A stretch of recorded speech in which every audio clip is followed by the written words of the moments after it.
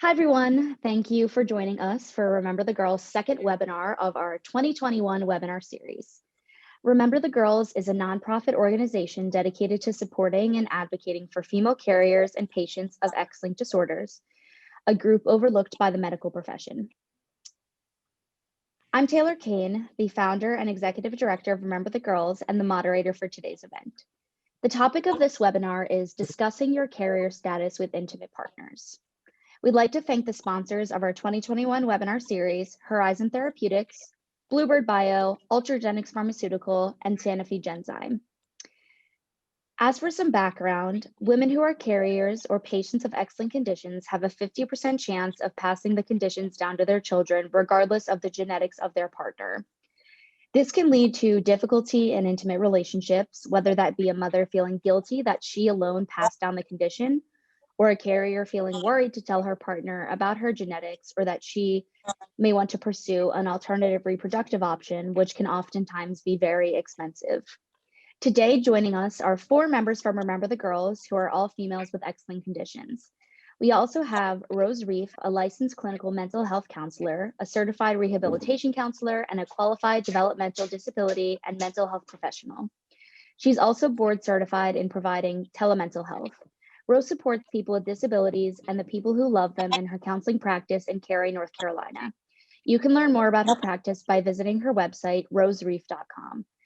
Rose will be speaking today about how to navigate the conversation and how to cope with the outcome. So if you have any questions throughout the course of this webinar, please send them in the Q&A or the chat function, and we will do our best to get to all of them. Okay, let's get started. First, we will have Amy introduce herself and tell her story about discussing her carrier status with intimate partners. My name is Amy Englert.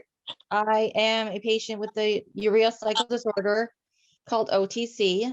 I have been married several times, so I have been through this at varying stages in my life.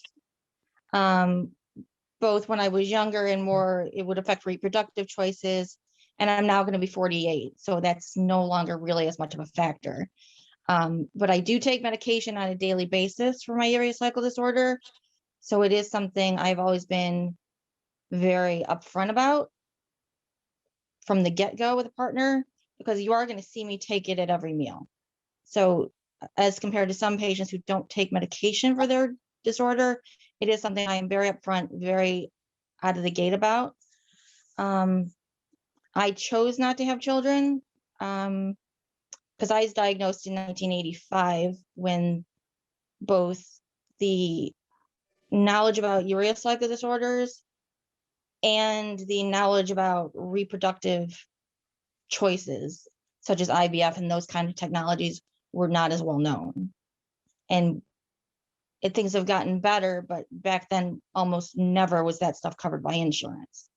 So I have always been very upfront about the fact that I don't want to have children due to my disorder.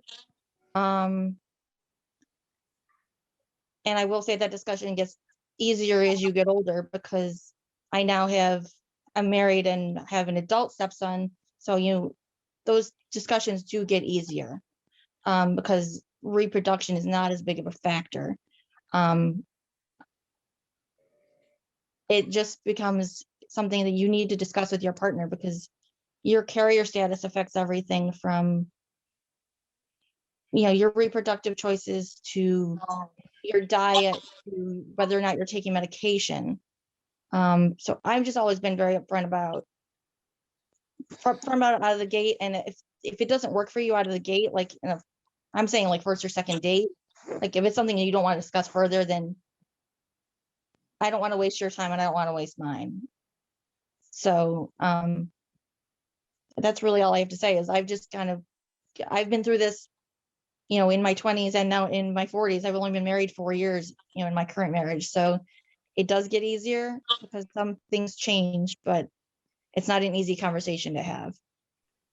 Definitely. Thanks for sharing, Amy. No problem. Next, we'll have Sarah. Hi, my name's Sarah. I found out I was a carrier through having a son affected with, he was newborn screened for ALD. He is 21 months now. So I found out when I was 20 years old. Makes me a young mom, but I love it. So I didn't have as much time to process the whole fact that, like, long term, I was so scared about my son's diagnosis, which makes sense. But that came on later when I started thinking, well, how am I going to have a sibling for my son? How is all this going to be affected? And that's when I started really talking to my partner.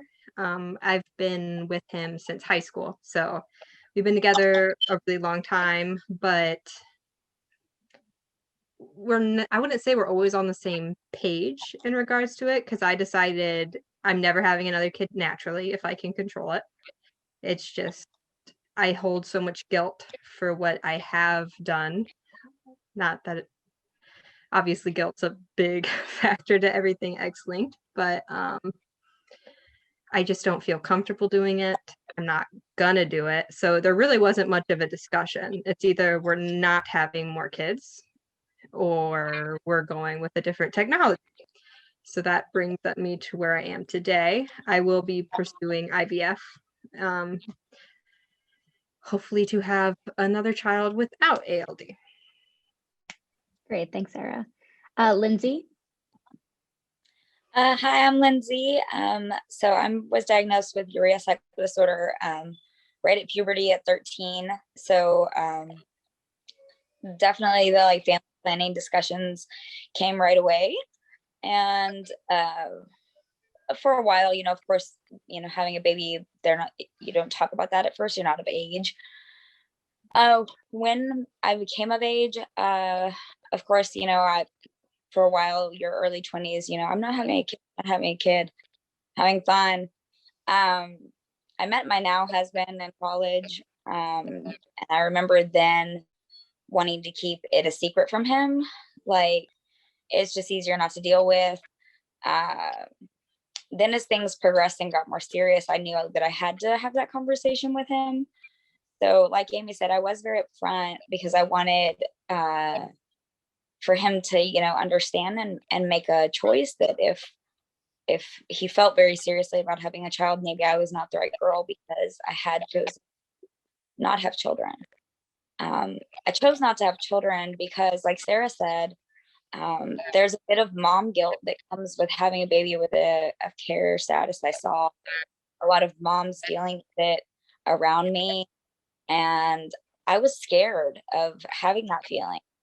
But what I didn't know was that on the flip side, that telling, my husband now, who's been together for 15 years, that he'll never have a kid that carries on his name, carries just as much guilt. So definitely telling your intimate partner is a landmine, I guess, or a landfill. You have to be very careful, and you have to really figure out what works for you and your partner and what you want. But that's my story. That's how I am about it. Definitely. Thanks, Lindsay. Okay, and then we will have Jessica. Hi, my name is Jessica. I also got my diagnosis after having an affected son. I had my son when I was in my early 30s, and there was no known family history, so it came as a total surprise. So I am a carrier of MECP2 duplication syndrome. It's kind of a long one, but although it primarily affects males, it can affect females too. And getting my carrier status was tough, but also kind of relieving for me because that way, I knew where it came from, and so that way I could prevent it from happening again. When we did get the carrier status, it was definitely something that my husband and I had talked about. The tough thing was we were actually in the process of trying to conceive our second child when we got my son's diagnosis. And so that really kind of was a double-edged sword for me, because not only is my son getting this, life-changing diagnosis for all of us, but it also affects me in more ways than just that.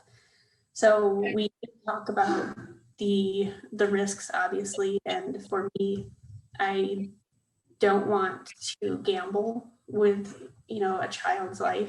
So we are not going to be trying to conceive naturally again. It's just way too much of a risk. And we are actually in the process of starting IVF. So we've gone through, all of our other carrier screening, which actually was a great thing because we found out my husband is a carrier of some too that we'll have to talk about with future children. But we've had our probe created to do all the embryo testing, and we're just waiting for the next steps to kind of move forward. So that's where we are in that decision. And I will say that it's been tough to be patient. The IVF process is very long and is not something to be rushed. And I know that it's all in due time, but I see a lot of others with my son's condition and their moms, have decided to try naturally. And then there's that little bit in my head that's like, oh, maybe we should just try. It worked out okay for these people. Like maybe we'll be one of the lucky ones. But my heart and my mind both agree that it's just not worth it. So it's tough. Obviously for my husband wanting to have more kids, especially, wanting to have more boys to carry on the name and things like that, since my son won't be able to. But it's definitely something that he agrees with as far as the risk, and he would never, want to force me to conceive naturally if it wasn't something that we both agreed on and both felt comfortable with. So we're both obviously working on our patience has been a big thing with all of this. And I think one of the toughest things with getting the diagnosis was being married and finding out after having our first child was obviously is a huge thing for me. And not feeling like I disappointed my husband and even, the rest of my family, that's their first grandkid. So having that communication with your partner afterwards is a big thing. And one thing that I did have to tell my husband that maybe would be helpful for others is I had to tell him to stop telling me that it's not my fault, because I'm always going to have my opinion if it was my fault or not. And him saying over and over again that it's not won't change that. And so I had to tell him to stop telling me that.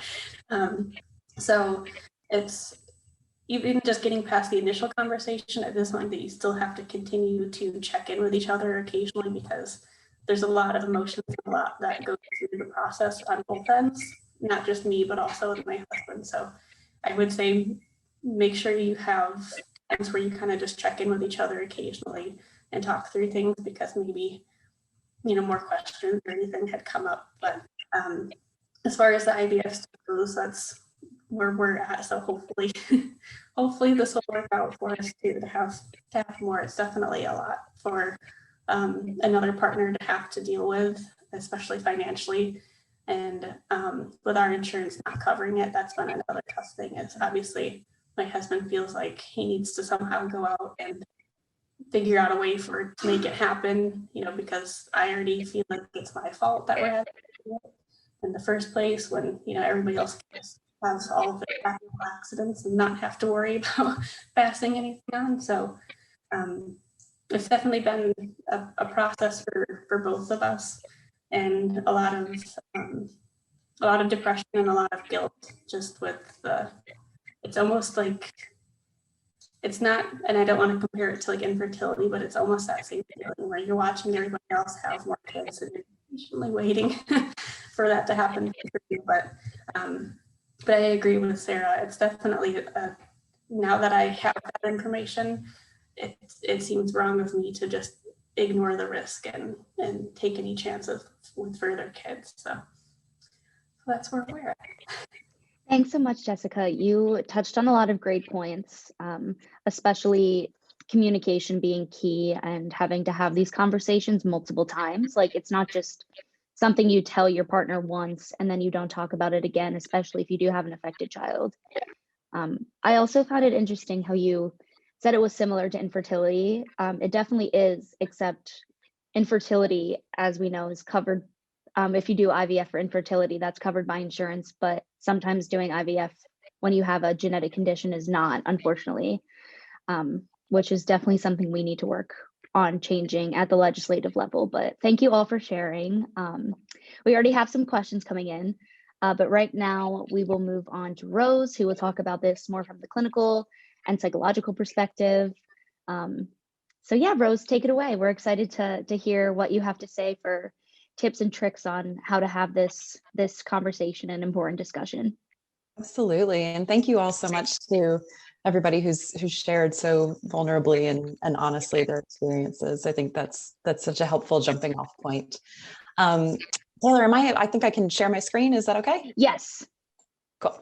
Okay. All right. So as Taylor said, I'm a social scientist, right? I have a counseling practice and I work with a lot of clients who have disabilities and a lot of women who are carriers of X-linked disorders. And so when Taylor approached me and asked if I would be interested in doing this presentation, I thought, this is something I've talked to a lot of women about and have a lot of clinical experience with, but let me turn to the research. Let me look at, pull out the journals, look at the peer-reviewed studies. Let's see, what does the research actually tell us about, best practices or what's most common that people do when they're approaching having this conversation with an intimate partner. And what I found was not much. There's not a whole lot of information out there. It's probably not surprising to you. There have been a handful of studies done that look at, what are the things that guide these conversations? What are some things to keep in mind? But so all of that's to say, everything I'm going to share with you today is really based on my clients' experiences of having these conversations and not so much from the research.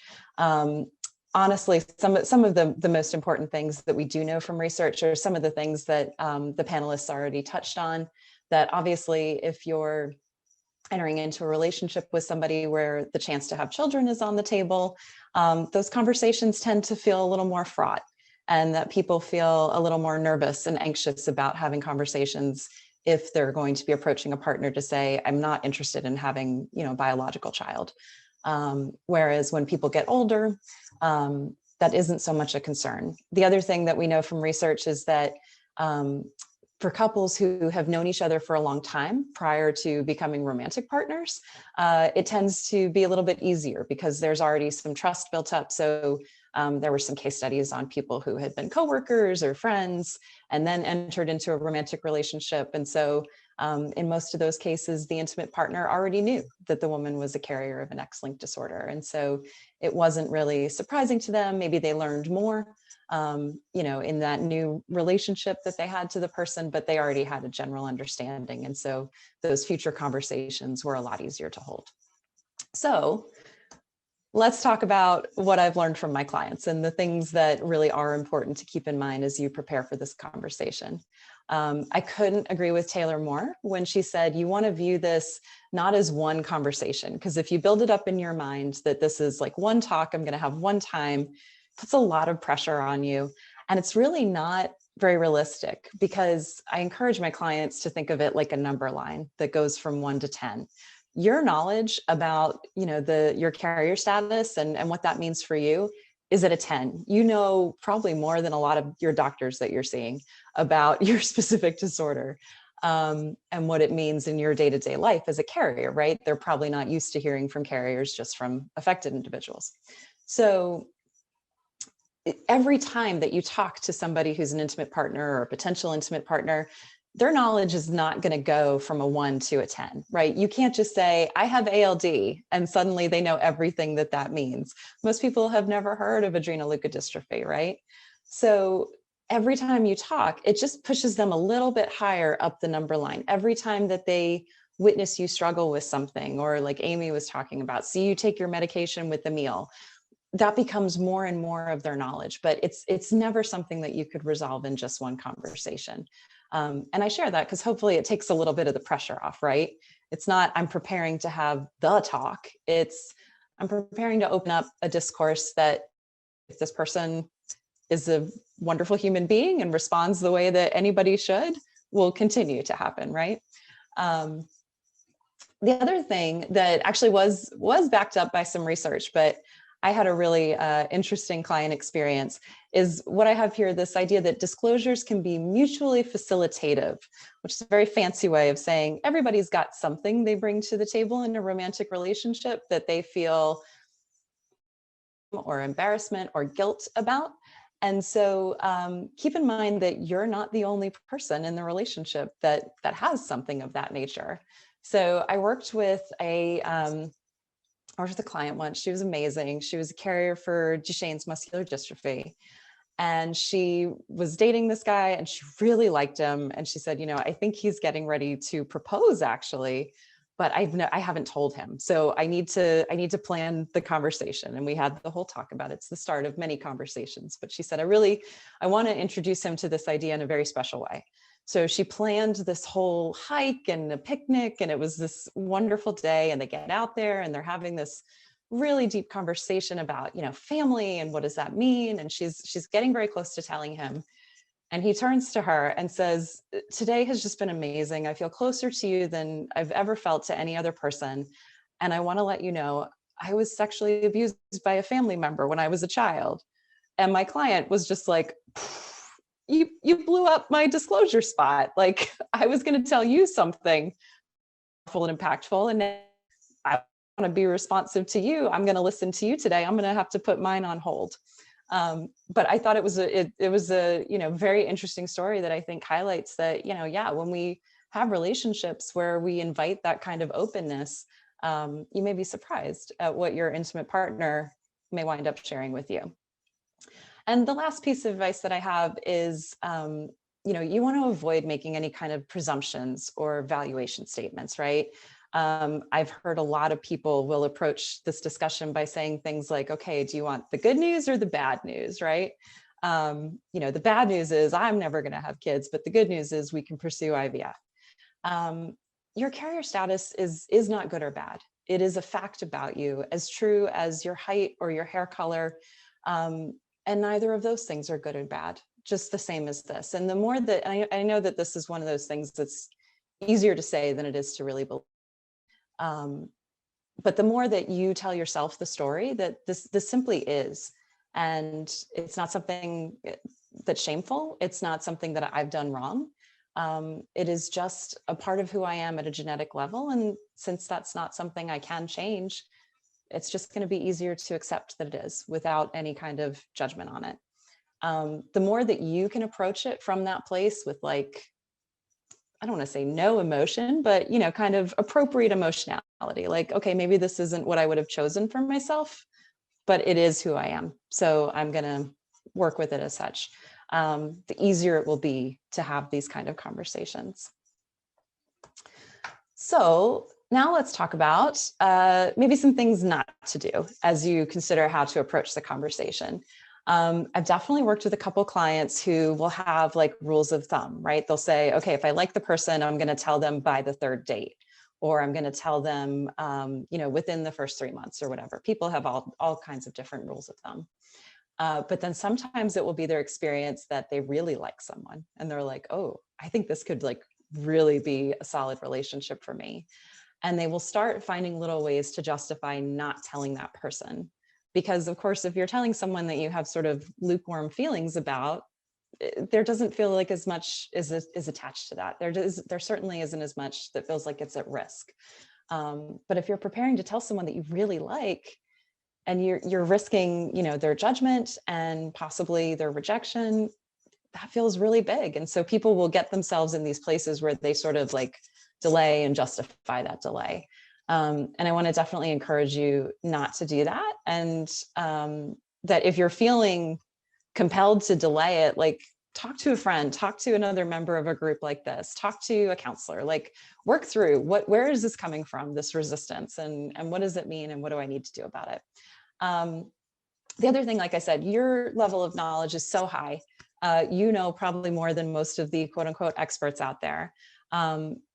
But when you're talking to somebody who, again, is like at that 1 on the number scale, has probably no knowledge of what this is that you're introducing them to, you want to be really clear that you speak in very clear, explicit, you know, not kind of hidden, ambiguous language, not using a lot of jargon.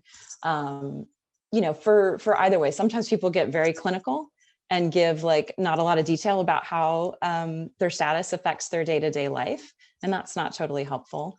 And then sometimes people will be just more ambiguous and vague and think that they've disclosed, but their partner's sort of in the dark, because again, they have no idea about this world. So those would be my 2 pieces of advice for what not to do.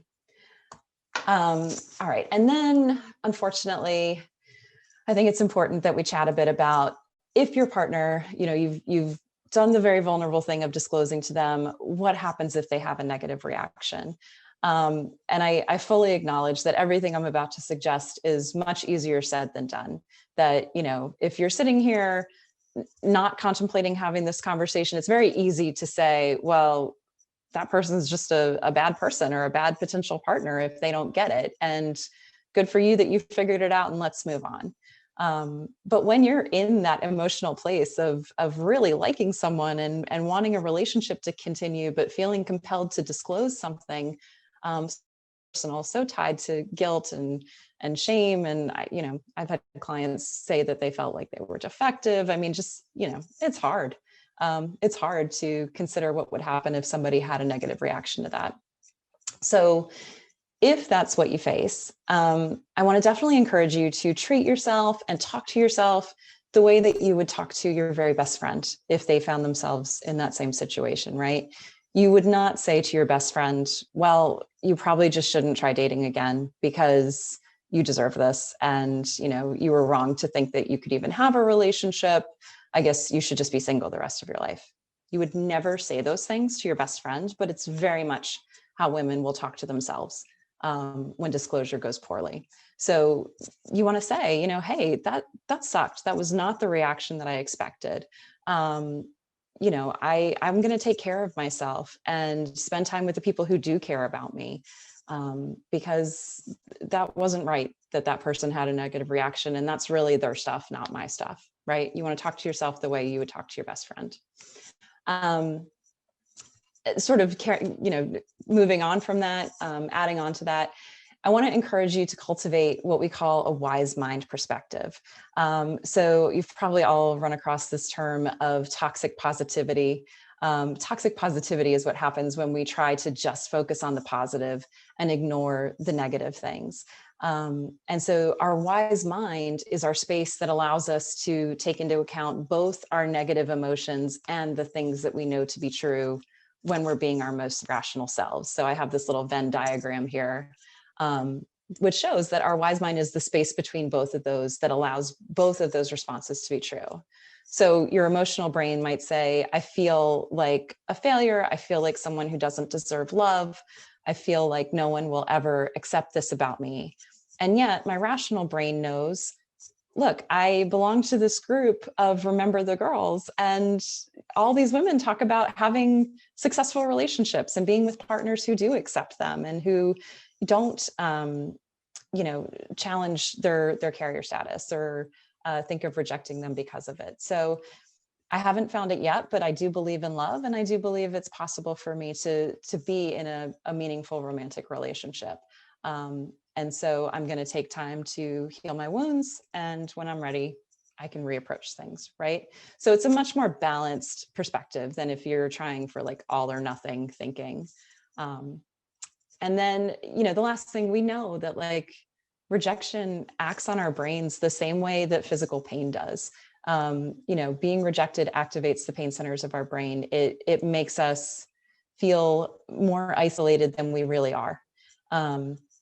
And so I definitely want to encourage you that if you face rejection or just kind of like rebuff, coldness from a partner after sharing this with them, double down on your belonging in the communities that do support you, whether that's friends, family, groups like Remember the Girls, you know, meaningful spiritual relationships in your lives, whatever that looks like for you. Remind yourself that there are people who accept and appreciate and want you there. And again, that, you know, yes, it sucks that this one person that you hoped would accept this about you hasn't, but that there are plenty of other people who love you just as you are. And so that's all I had. I know we were just looking for a quick presentation today. Does anybody have any questions or thoughts, ideas they want to share, anything. Rose, that was fantastic. I learned so much from that. And I'm really glad that you covered, if there is a negative reaction. I think none of us want to think about that, but when it comes to anything with genetics or wanting to pursue like an alternative reproductive option, those are things that not everyone has the same thoughts and opinions on. So it definitely could happen, that a partner is committed to having a child naturally. And as Sarah and Jessica both said, like they know in their hearts, that they are not going to pursue having another child naturally. So, luckily, in their cases, their partners are very supportive of them, but I'm glad that you gave us these coping strategies of how to deal with, that if there is a negative reaction. So yeah, thank you so much. That was incredible. If anyone has any questions, please feel free to send them in. We do have a few questions ready already. And so these can either go towards you, Rose, or some of our carrier speakers, or a combination. If anyone can, feel free to jump in. Okay. So our first question is, would any of the panelists be able to give any pointers as to exactly how to bring up this topic with a new partner? And at what point in the relationship would you advise bringing this up? So maybe Amy and Lindsay or Rose, sort of when and how. Like maybe you could talk about one of your experiences, like how did you do it, if you're comfortable talking about that. This is Amy. I can talk about it if you want. I've done it as early as, maybe not the genetics of all of it, but being a carrier or having a UCD as early as a first date. Because as I said, I take medication. Mine is a little different because I take medication. So I have to do that at every meal. So I've learned very early on to bring it up and take my medication in front of people early. I have had one bad experience with a relationship where I told them early, but us UCD patients have episodes where our ammonia gets high and we act a little weird. They ended up breaking up with me after I had an episode. So it's like sometimes what you think the long-term reaction is going to be is not what it's going to be. And as I said, for UCD, that's a little different because us carriers sometimes have more symptoms than other disorders. But I mean, time can change things, but I just think talking about it earlier is better. And I do think with the internet and things like that, and there are more resources out there to give your partners to help discuss this. Like I know for a fact Horizon does specific things for UCDs to help discuss with a partner or a roommate or a coworker what is a UCD. Mm-hmm. So I mean, use the resources that are out there so you're not sitting there at the table kind of unsure of what to say. Right, that's a great point. And like Rose said, you can't expect someone to go from a 1 of their understanding to a 10. And I think since we've been living in these rare disease worlds for a long time, we can kind of talk in some jargon and explain things in a way that a person who's not in our world wouldn't understand. So I think using those online resources is definitely a great idea. And it's also something you can give them and they can kind of walk away and read it and try and digest it and then come back to you with more specific questions.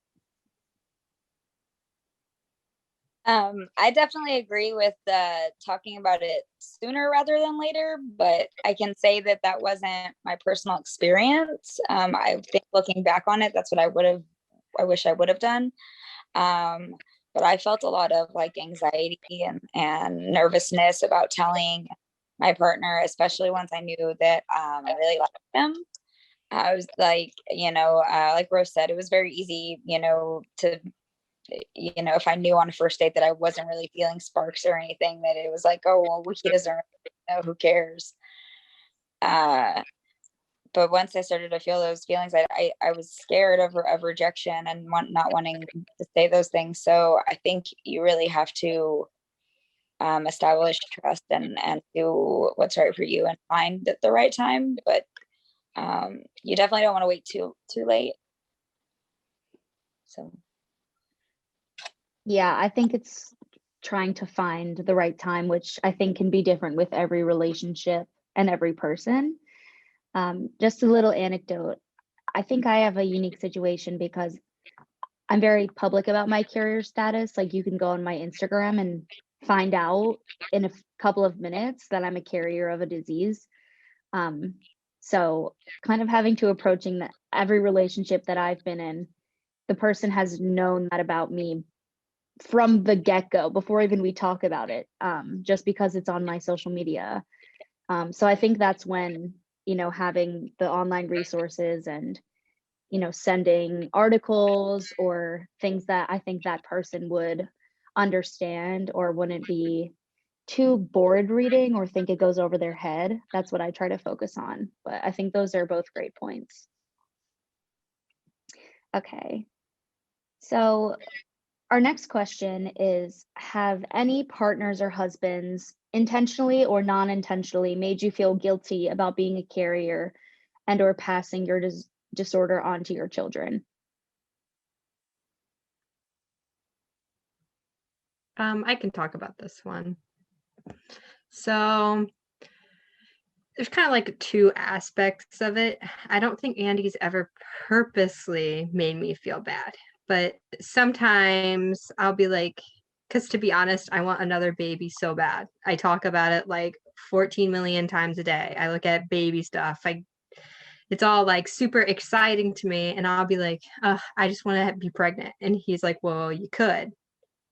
And I guess that's where it's like, I've had to be like, so do you accept this about me? Because like, we can't do this way. Like, and I guess that's something that it makes me feel bad. And I don't think that he's meaning to make me feel bad because he wants to give me what I want. But at the same time, it's not always like, I don't know. He doesn't feel the guilt the way that I feel because he didn't do it, so to say. So like, to me, that's like offending because then it's like, oh, so if you were with any other girl, we could do this right now. But unfortunately, we have to look at money. We have to be stressed about this.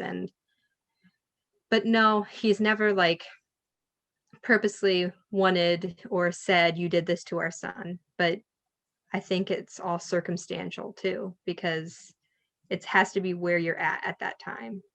Mm-hmm. Yeah, I think that's a great point. And I think in my experience, and I've spoken to a lot of other women who feel this too, but I think in a way it can affect like your feeling of womanhood, knowing like, I can't just, you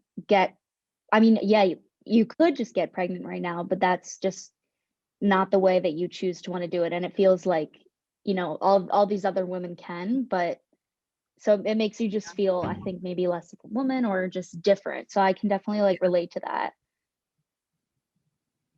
I sometimes get jealous of moms. I'll see a woman with a baby and regardless of however they came about the baby, because I don't really know sometimes, but I'll be like, I would do that better if I was a mom, or I would do this, but because I it's the jealousy coming out. It's not really me judging the mom. It's just like, I want that. And so I can definitely relate to the whole, like, get taken away from your womanhood kind of thing. Yeah. And I guess I could also say, I think my experience was kind of similar to Sarah's, where there's not ever been like an intentional, trying to make me feel guilty, but I think for me, it's always there. I mean, anytime my son needs, blood drawn, all these doctor's appointments, his list of to-dos is so incredibly long. And every time he goes through anything, it's that guilt. And so it's not like an intentional kind of thing, especially with, doing IVF. He's definitely supportive of it, but his insurance doesn't cover it. And so I'm trying to apply for grants and all of that. And most of them will only take applications if you have diagnosed infertility, and so I don't have that. And anytime we get denied, I know he's disappointed, and then it kind of brings that guilt back to me, like, I didn't try hard enough, maybe I said the wrong words in my essay, things like that. So and it's definitely tough, and kind of like what Sarah said, I've been nesting ever since I had my son. I've bought so much stuff for another baby, and I'm determined to make it happen. I don't know when, but it's going to happen. And kind of on the flip side of that, my husband actually, when we were waiting for my carrier status, he kept trying to say, well, maybe it came from him. Maybe they should test me, trying to alleviate, some of the guilt from my end. But it's definitely, like I said before, it's a constant conversation where we have to check in with each other. Anytime he complains about something, my son has really high needs. And so him complaining about having to do something with my son puts the guilt back on me without him realizing it. And then that's my flag that we need to sit down and talk about this again. Yeah, I could definitely even see that, like, in my experience, because as closer I get to IVF, the more I'm like excited. And then sometimes he won't act like as excited as me. And then I'm like, wait, so are we on the same page about this? But then we are, but it's just like never ending. Thank you all for sharing. Okay, our next question. Do any of you feel worried about telling partners about your own potential symptoms of your disease? I have kind of been through this. So my fiance is like a big jokester. So we'll be like talking, and then I remember the one time, and like obviously it burned me worse than like I can even like come up with because I think about it. But he was like, we mentioned how, so we have kids really young, obviously. And I was like, well, after we retire from kids, we can actually go have fun, kind of as like a joke. And then I was like, yeah, 40 will be the glory years or whatever, as like a joke. And then he's like, well, he mentioned, unless I have to take care of you or something like that. But like, he didn't mean it like that. And it comes off rough. But yeah, obviously I think about it and I'm like, oh, because like my mind wasn't even going there. As I get older, the more closer I get to something. And so I guess that. I can definitely relate to that. So for all of our viewers, so for adrenoleukodystrophy, the symptoms are closely related to age. So as female carriers age, they're more likely to develop physical symptoms of the disease. So walking difficulties, bladder and bowel dysfunction, neuropathy, and things like that. So I think in the most recent studies, it says eventually around 90% of carriers eventually get symptoms, which I know Sarah and I are in a similar boat, both being in our young 20s. It's like having to worry about, that side of things in addition to the reproductive side, but also the potential symptoms and like, what will that mean for, our partners, like if we are having these symptoms and walking problems. So I can 100% relate with you on that. For my conditions of, I'm not sure how common it is with others, but with my carrier status, I actually have an inactive X chromosome. So if both of my X chromosomes were active, I would actually be fairly severely affected, but I'm not. I do still have some symptoms, and that's been actually getting my son's diagnosis gave me a lot of diagnosis because the doctors were able to actually put the puzzle pieces together and it made a lot more sense. So I do have symptoms, and so I can relate to my son on a lot of things too when he's going through certain things. And unfortunately, there's not a lot of research with this condition as far as how it affects the carriers. So it's something that I'm just trying to be open to talking to my husband about when I am having, new symptoms that, he's supportive to say like, okay, well, I think we should go to the doctor and make sure it's nothing that we need to worry about. So that, again, the communication is a huge thing with all that. So another question that we've got, well, there's a comment that all of you are amazing, and I definitely agree. Is there any advice on how to handle these conversations with in-laws?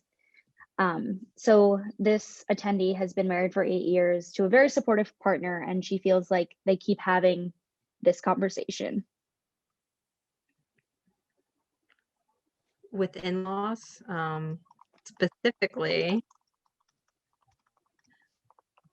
I think sometimes there's this missing of seriousness because I seem pretty normal. Like, obviously I didn't know. And so I guess it can push things back. And then I can feel like I have to like beat a dead horse on something, like a topic that I shouldn't have to. And it's like, okay, but this is real. Like, this is serious. Like, right now we're not affected, but we don't know how we're going to be affected later as a family. We don't know what my son's life is going to look like. We don't know how this is going to end up. And I guess when things are seemingly average and you know they're not, sometimes you feel like you're living in like your own world. So I guess I just kind of push that away at this point, and I'm just like, okay, we are in our own world and that's okay. And I guess everyone gets to cope with and how they want to, because like a big diagnosis got landed on our family. So I'm a textbook. I'm probably pretty annoying. Like I could literally quote practically like journals, and everyone's like, okay, Sarah, no one knows what you're talking about, but cool. So I guess there's that aspect. We're not in the same world, and I guess it's important for me to remind myself that like we're not, and it's okay that they are not at the same level as me, even though it can be frustrating. Yeah, I can also relate with needing to tell the in-laws. And I think for me, it was tough because I didn't have a super strong relationship with my in-laws beforehand. My husband is the only boy, and he has 3 younger sisters, and they all had kids before we did. And so after my son was born, it was a lot of, well, we all had kids before you, so we know more than you kind of a thing. And all of the struggles I was going through with my son before he was diagnosed, it was very much, everybody kind of made me feel like it was my fault. Like, well, they didn't have those kind of issues with their kids, so obviously I'm doing something wrong as a mom. And after getting his diagnosis, it was kind of like, see, I told you something wasn't right, because I just had that mom gut feeling that something wasn't right. But then getting the carrier diagnosis was like, well, I guess you guys were right. It was my fault. I was doing something wrong. And that has been a really tough thing to go through with them, especially with my son being one of the youngest of the grandkids on that side of the family. Obviously, my husband wants to have more kids. All of his sisters can just have kids whenever they want to. And, he can't because of me. And I genuinely feel sometimes like his family just wants him to find somebody else, and just so he can have, the typical children that, they want to have. Because with my son being so high needs, I can tell that they've distanced themselves from us. They have told me that I make them feel guilty for having healthy children. And so they don't want to hear any of the stuff that he's going through and the struggles and stuff like that. So it's definitely a tough thing with in-laws. And that's where having a solid, relationship with your partner and being able to talk with them and having them, be on your team, be on your side, so that they can stand up for you in those kind of situations is really big. So I don't necessarily have advice on how to deal with in-laws, because it hasn't gone well on my end, but I think having your partner be willing to stand up for you and stand up against his own family or their own family is something that is super important.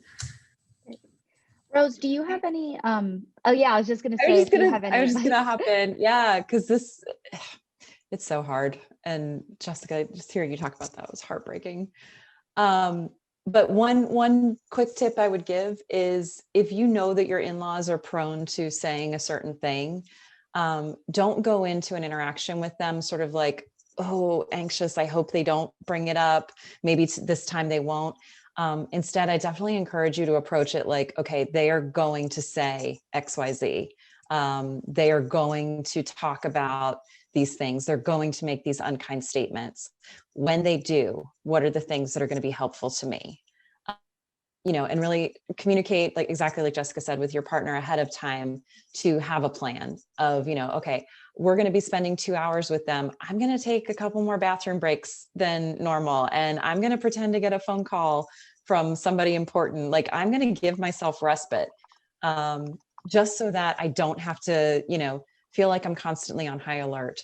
Do things like that, kind of strategize ahead of time so that you don't feel quite so raw when you do have to spend time with them. And again, I come back to that idea of just talk to yourself the way that you would talk to your best friend if she were in that situation.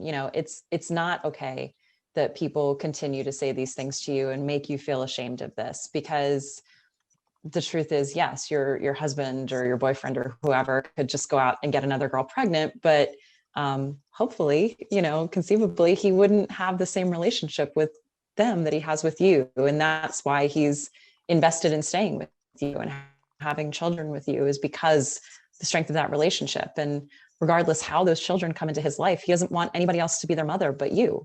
So keeping that in the front of your mind, hopefully, is helpful too. All right, we have one last question, and I think all of our attendees could speak to this, all of our Remember the Girls members. So our last question is, do any of you feel judged by outsiders regarding your reproductive decisions or choices? So as we've gone over, Lindsay and Amy have chosen not to have children because of their condition, and Sarah and Jessica both found that they were carriers after passing the condition down to their sons, and are both now pursuing in vitro fertilization with pre-implantation genetic diagnosis, or IVF with PGT. Super mouthful, but I would love for all of you to touch on this for us to wrap up this amazing webinar. I'll just say really quick, it has been tough to find like a support group. Like I said, even within just my son's diagnosis group, some people have chosen to conceive naturally and some haven't. And so it's a very polarized thing within that group. But even like I joined a local IVF support group.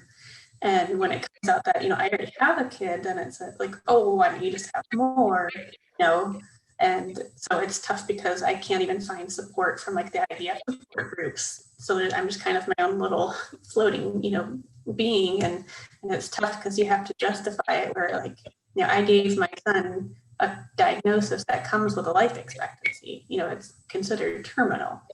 Why on earth I just want to have more kids? So it's definitely tough to find that support group. And I think if anything, talking to friends and family more so has been more of the support that I was looking for. And even with some of those, I do get a lot of comments. It sounds like it'd just be easier not to have more kids, or why don't you just adopt? But telling a woman to not get pregnant again when all she wants is to be pregnant again isn't somebody else's decision. So it is tough to find that support. So that was one of the big things for me finding this group was I had more people that I could relate to from that aspect too.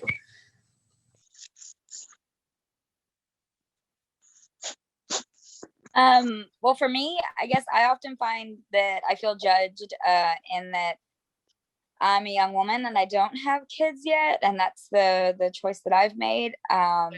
What I find people judge most is that either I'm selfish for not having children, or that I'm somehow going to change my mind, which I find interesting as well. But the most interesting that it presents itself is that I've somehow like failed on like the marriage and carriage part of life, that somehow I haven't checked those boxes, and because of that I'm at a lesser standpoint than the women that are my age that have reached those like social societal like boxes.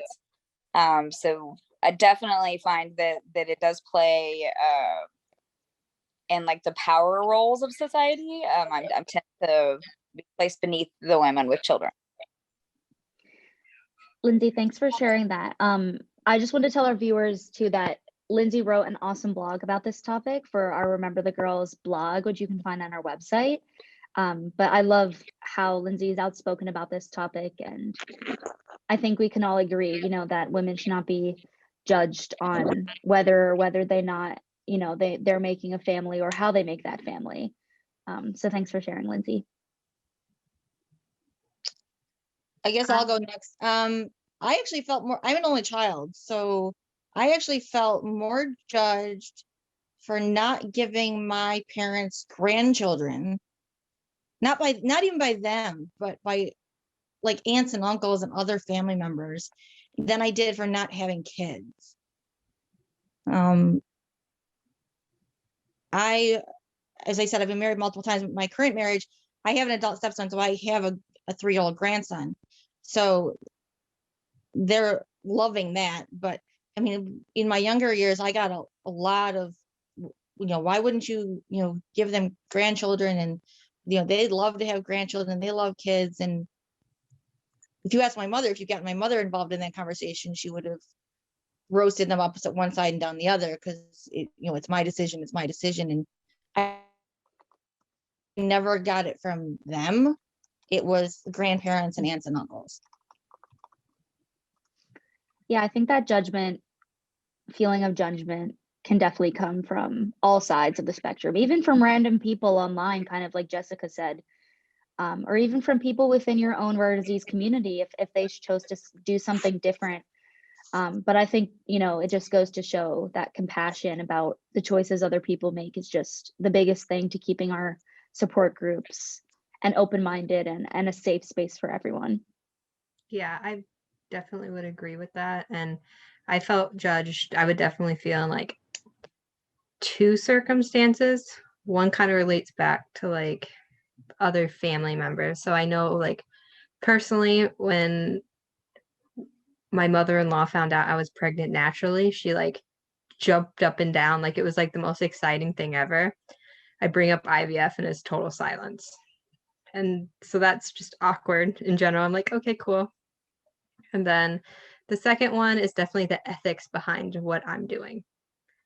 Like choosing what I'm going to get. I guess that really sucks because I would totally love another ALD child exactly the same.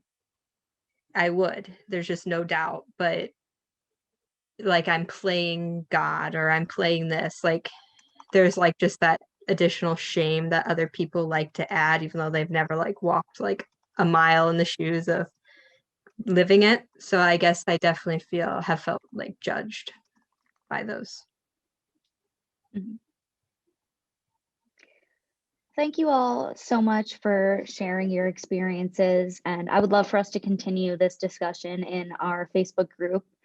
And thank you so much to Rose as well for joining us and giving us a clinical and mental health perspective, because I think it's, also important that we learn strategies to have these conversations, keep these conversations going, and also just help others and, people in the younger generation, which I'm a part of, but people, who are about to go through these things, we can help them, in having these conversations and how to navigate it as a carrier.